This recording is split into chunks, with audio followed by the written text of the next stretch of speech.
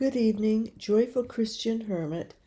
I realized I didn't really do that much justice to the actual analysis of the meditation by John Donne. I also had his lifetime in the wrong century by far, 1 or 2 centuries off.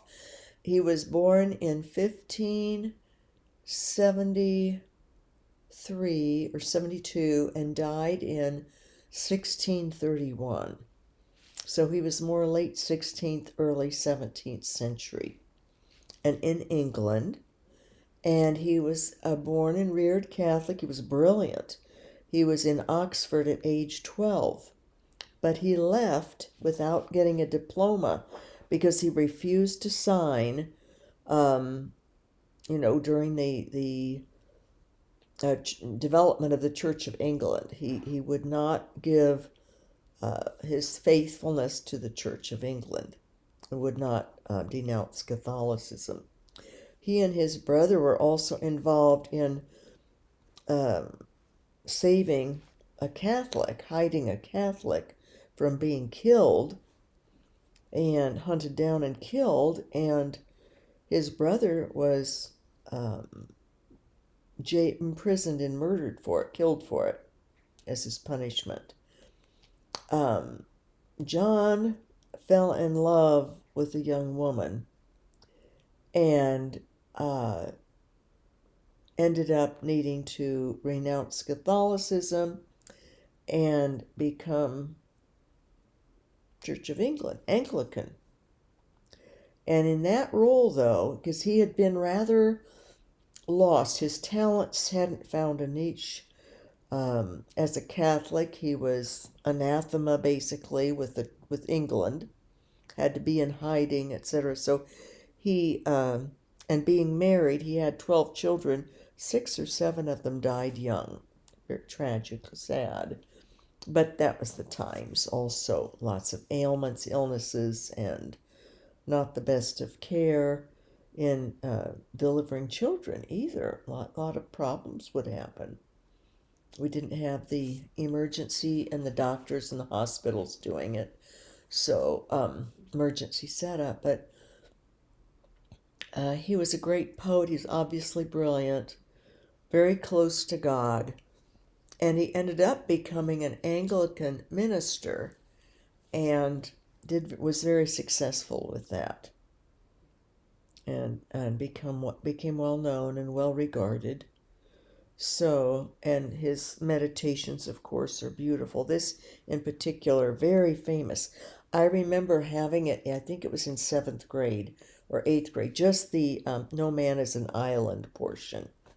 And we were to write an essay on it. And I remember, featuring this idea that we're not alone. We're meant to be for one another and connected. But I found online some analyses that were very good, and I thought I would share those with you because I felt like I didn't give it literary due. I just talked on more about my own, how it affected me and has, and the reality of it in my own perspective. I didn't do a literary analysis whatsoever, just more off the cuff. So these are written by different people who wrote into a certain site giving their interpretations. Donne's principal theme in Meditation 17 is the interconnectedness of all people within the church. When the church baptizes a child, the action concerns him because that child is therefore connected to that body, which is my head too. This is a quote that John Donne says, and engrafted into that body whereof I am a member. The same is true when the church buries a man, since all mankind is of one author. This leads Donne to his famous conclusion that no man is an island. Another theme is the notion that affliction is a treasure, and scarce any man hath enough of it. Donne explains that affliction brings us closer to God. God never gives any man more trouble than he can bear, and therefore the affliction is evidence that God has cared for him and made him strong. Well, I have been realistic about that. Obviously, some people can't bear their lives. That's incidents of suicide. We have suicides in our world. And it can be, though, that the person wasn't close to God. Or it could be that the person had mental and emotional problems, so that they weren't in their right state of mind when they killed themselves.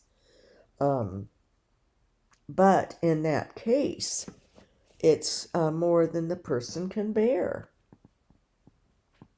But it's not a natural or not a legitimate, they couldn't bear it. They were already unable to cope. But that I think draws into question, that God doesn't give us more than we can bear. We are the ones who weaken our relationship with God, or don't get our mental health issues treated, or our emotional issues worked out with a therapist, etc. But it's a delicate topic, let me put it that way. And I consider it, with all things proper, that of course God does not give us things that we cannot bear. God does not, taunt us to kill ourselves or to prove, that we can bear something that is way beyond what anybody could bear. So that isn't God. It's other factors, or the devil twisting in someone's mind that they can't bear it and that God has left them. So it's very complex. But it is true from my perspective of suffering that affliction is a treasure. Many gifts given during suffering, and it links us more to love, to God, to Christ, and then that's how we can handle the suffering. We become united with Christ on the cross, and through his strength in suffering and in loving, that we can overcome and endure the suffering through love, through God's love. Finally, the constant motif of tolling bells, which runs through the meditation, accompanies this theme of spiritual awareness. Donne says that the man for whom the bell tolls may be too ill to be conscious of it. However, we can hear the bell and should therefore reflect on what it can tell us, for there is certainly something of which it ought to remind us, whether this is our connection to other human beings, or the consideration of the spiritual danger we are in, from which we can protect ourselves by making our recourse with God. And here's somebody else's interpretation from a different slant. In Meditation 17, John Donne is quite ill, thinking that he's probably nearing his own death, when he hears funeral bells ringing. This causes him to ponder the interconnectedness of life and how suffering brings each man closer to God. Donne notes that people are translated, cross from living into the afterlife with God, cross over, translated, moved. I should have mentioned that as I was reading that, because I thought it probably was confusing, because we're used to the word translate, meaning, interpret a language. But in this case and in that time period, to translate someone, and it still has this meaning, you can move, change locations, translate, translocate, that idea. So they translate people are translated, die, pass over by various means: old age, sickness, justice, or war. But God's hand is behind each translation, each death. He also notes that the baptism or death of any person in God's church affects more than one person, as each person is connected to the head and body of the church. The experience of one affects all. Donne returns to this idea in the famous line, "No man is an island entire of itself." He notes that each piece of dirt in Europe is still part of the European continent. He follows with another famous line that one should never ask for whom the bell tolls, because it tolls for thee. Tolls for ourselves. Also, we're coming. We'll experience what the bell is tolling for: death, and the other aspects, as I mentioned in my little reflections on it. That the bell tolls in that time period. The bells were the main town's communication warning system that something has happened, good or bad, celebratory or sorrowful. So, in conclusion, Donne notes that serious illness is a treasure because it brings the sufferer closer and closer to God, and a great perspective is gained about things that are truly important in life through suffering.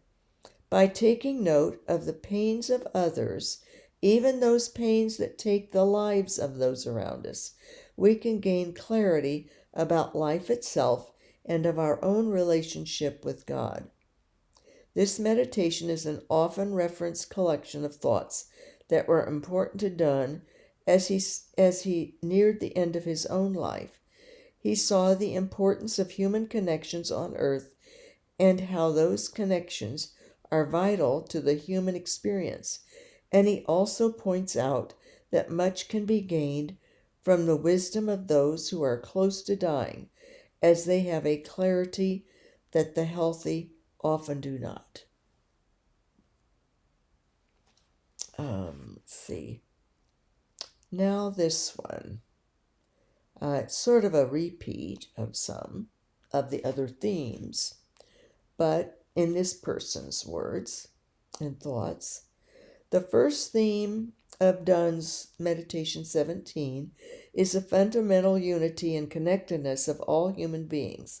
This is what Donne means when he says that no man is an island, because no matter how isolated we may think we are, we're still in some way connected to other people. We share a common fate on this planet of ours, and whatever we do in life will affect someone, somewhere, however far apart they are from us, geographically or emotionally. This is so true of hermits. We aren't isolated. For one thing, even if we were stripped of humanity, never saw a newspaper or anything online in our times, nothing online, no news reports, no nothing, we would know we are close to God. We would have our memories of other people that we grew up with or family members, and those who have passed on. The veil is very thin between this life and and heaven. And so, we would never feel alone. We would know of the apostles and the prophets and the Virgin Mary and the aunt of Jesus, another Mary, Mary Salome, Mary Magdalene. I think there was a Joanna at the foot of the cross. Another one of Mary's relatives, Jesus' mother's relatives, and friend of Mary. So, we have, even biblical people that we are close to, just not tangibly, temporally so much. So the second theme is of death, but we're never alone. That's the point. We're never alone, whether we're hermit or even recluses. They have people in their memories in their minds, in their imaginations, or in their, images of memories of actual people. The second theme is that of death. Donne lived at a time when mortality rates were much higher than they are today. It's not surprising then that death was a constant preoccupation for so many people. In fact, death is a common theme of Donne's poetry. In Meditation 17, Donne uses a symbol of the bell in an expression that has become widely known and cited on numerous occasions ever since. Any man's death diminishes me, because I am involved in mankind, and therefore never send to know for whom the bell tolls. It tolls for thee. Now, back then they would, if they were busy or an adult, they would send a child or send a servant. Go see, go to the churchyard. See who the bell is tolling for. That's how they would get the news. The bell is particularly appropriate symbol for death in Donne's time.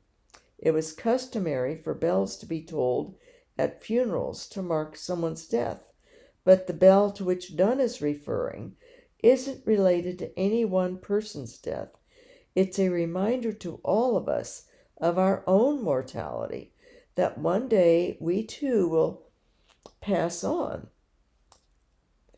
Get this a little larger. So when we hear the bell tolling at someone's funeral, we should recognize the inevitability of our own fate as finite earthly creatures. The second theme is related to the first. It's only by recognizing that no man is an island that we can truly experience empathy when someone dies. Just as we are all connected to one another in life, so too are we ultimately joined together in death. I remember reminding my mother, Mom, we're all going to die. We'll all die of something sometime, and we'll all be together again. She was feeling alone, and my dad had already died, and it was her turn. It was her time, and it was unexpected. Her illness was quite unexpected, and just came 2 to 3 months after, 2.5 months. She was in an elder exercise class at her community where she lived, retirement community in Arizona, and they were checking people's oxygen, and she was having little balance issues. My eldest sister had gone out to visit, because she hadn't come when our dad had died, wanted to come later, and I'll keep my mouth shut as to why. Just about, I've got to stop. I mean, truth is reality and etc., but I don't need to speak it. So, but anyway, she was there with Mom and noticed she's having balance issues. So the instructor took Mom's oxygen. It's very, very low. So she had to get on oxygen and doctor's appointments. And there she had pulmonary fibrosis and was told she had, like 1 to 3 years to live. And she made it 2 years, 2 years longer, or 2.5. So, and she wasn't ready. She wasn't emotionally or mentally ready for that. She had helped take care of Dad, and she was really looking forward to a free life of singlehood and exploring. She'd gotten into New Age, and that wasn't good. As well, she got out of that, but it took lots of prayer and everything. But she wasn't expecting the bell to toll for her right then, anyway.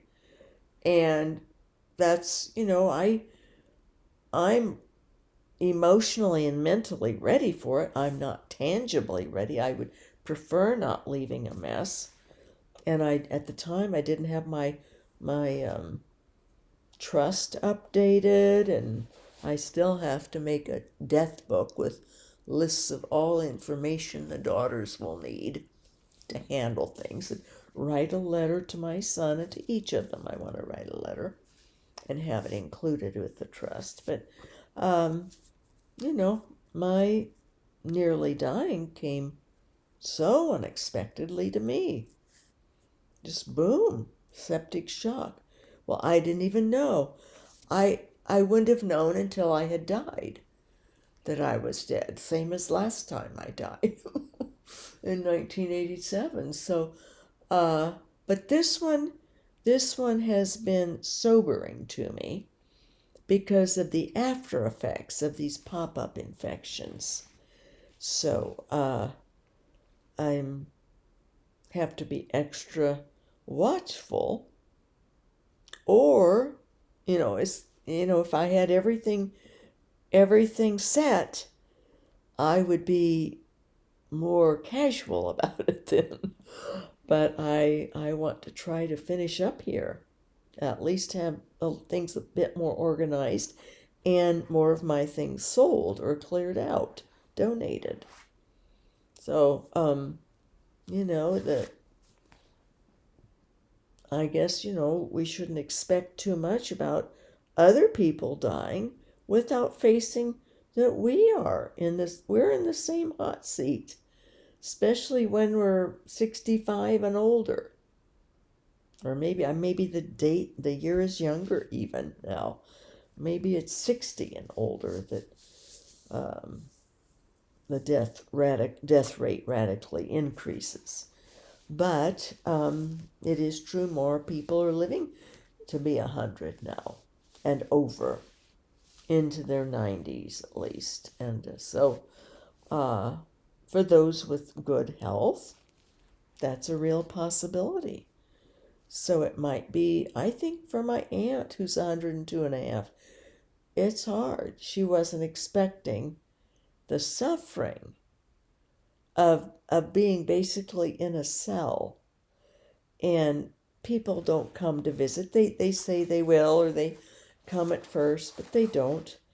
Or if the person's ill, like my mother's coughing, it was absolutely not contagious, and she would always have a hanky or tissue up, to cough into, because stuff would come up from her lungs. Not a lot, sputum, it's called.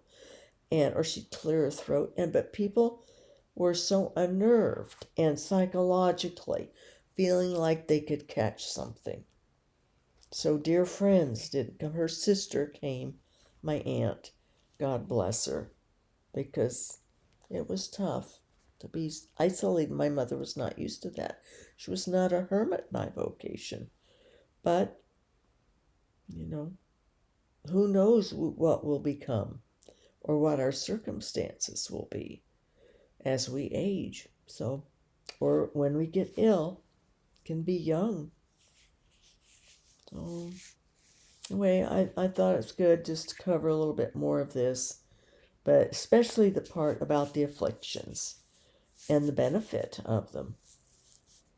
God allows, God gifts us with these afflictions. All of life has trials. I'm not talking just the physical ones, or being ill, or having arachnoiditis, or paralyzed, or neck broken, paralyzed from the neck down, and all kinds of things that people can have happen through accidents, or cancer, any kind of terminal illnesses that can just come and stun the person. When I had everything looking like I had multiple myeloma a year and a half ago, all the blood tests were coming back. And the oncologist, hematology oncologist, also thought, but there's one more test, and that required a spinal tap that had to be done in a hospital under a light anesthetic.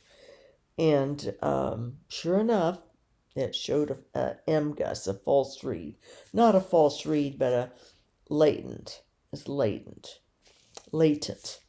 So, but not multiple myeloma, more likely blood cancer, and most likely what my dad had, Waldenstrom's disease, which typically men get, but if you are a direct descendant female, a daughter, can get it. So we just never know. But it was stunning when I was excited and ready. Still not finished in here, but I was, I'd been suffering so much. I was just very mentally and emotionally and physically ready, not temporally ready with my tangible responsibilities that I've taken on, but through my own foolishness and my own not following through on what my spiritual father suggested and what I told God I would do. So I changed my mind. Emotions got to me, my desire and my enjoyment of the physical activity of renovating. It's about the only thing my body can do that can cope, and it takes my mind off the pain.